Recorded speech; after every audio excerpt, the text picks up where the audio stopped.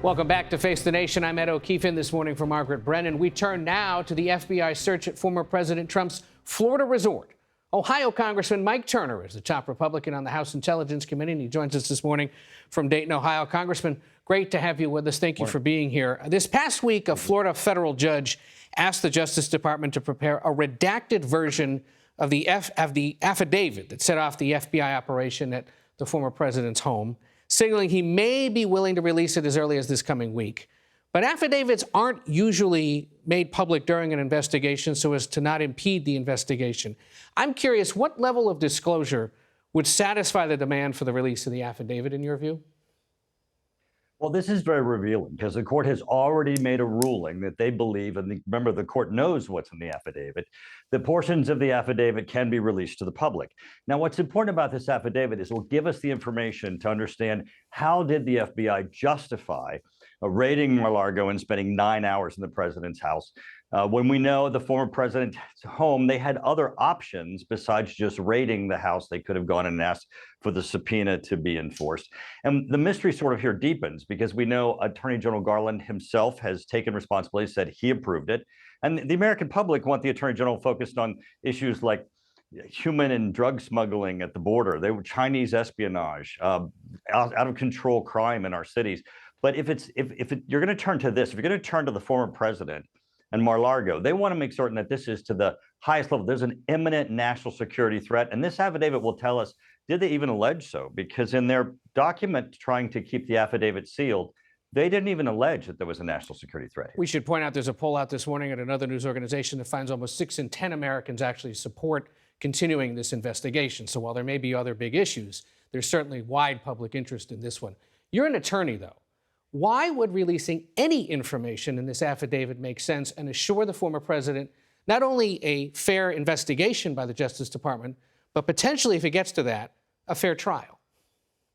Well, I think and you're citing polls, and there are lots of polls out there, by the way. The polls also indicate that people want to make certain that if this is an imminent national security threat, that it's pursued, but also they want to make certain that you don't have abuse of discretion here. And what our concern is from our committee is there's an allegation of classified documents that falls within our jurisdiction, and show us what you found, because the affidavit's going to have them tell publicly now what they told the court they were going to go find.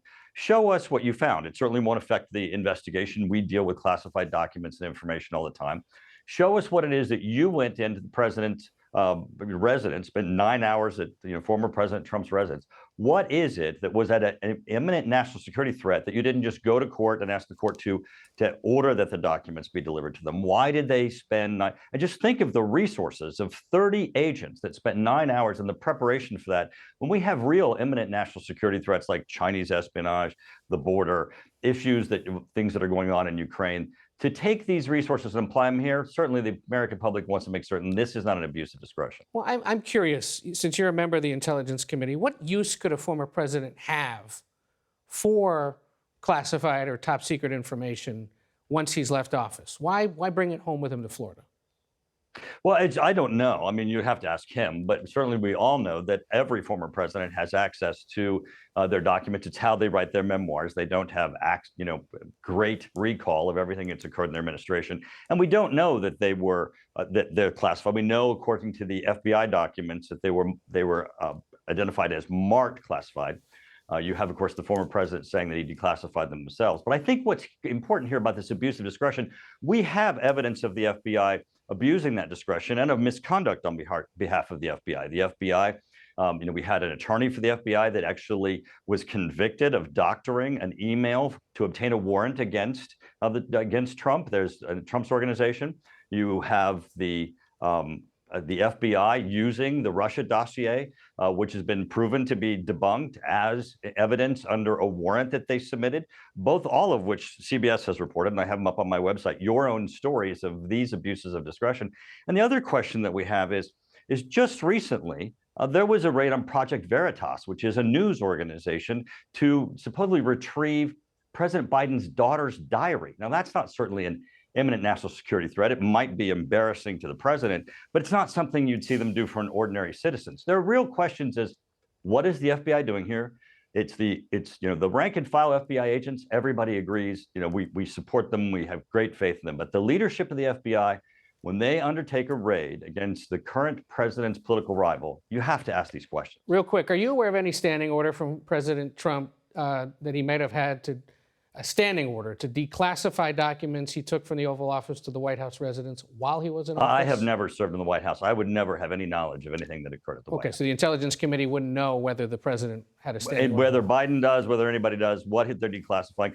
In fact, we weren't even notified when President Biden declassified all the information concerning the hunt for Zawahiri. And I was very surprised, the detail that they made public there, very concerning as to how it might inform al-Qaeda and future people that we're trying to target. I had no advanced knowledge or notice when they did that. Okay, 2 quick questions for you on the future. You want to be the top Republican on the House Intelligence Committee next year? Well, I think that certainly my work on the Intelligence Committee is about national security and focusing on national security, and that's going to continue to be my focus. Give us a sense then of what you would investigate if you were head of the Intelligence Committee and Republicans take control of the House.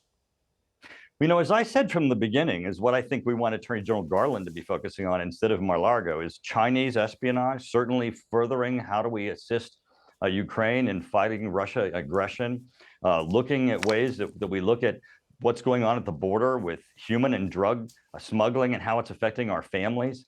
And of course, there's always the issue of the spiraling crime that's occurring in our cities, and how can we impact that? How can we ensure that we have the right tools and information about any foreign influence that might be impacting that? And as a Republican in Ohio, what does J.D. Vance, who in some polls is trailing right now, have to do to win that Senate race and hold the seat for Republicans?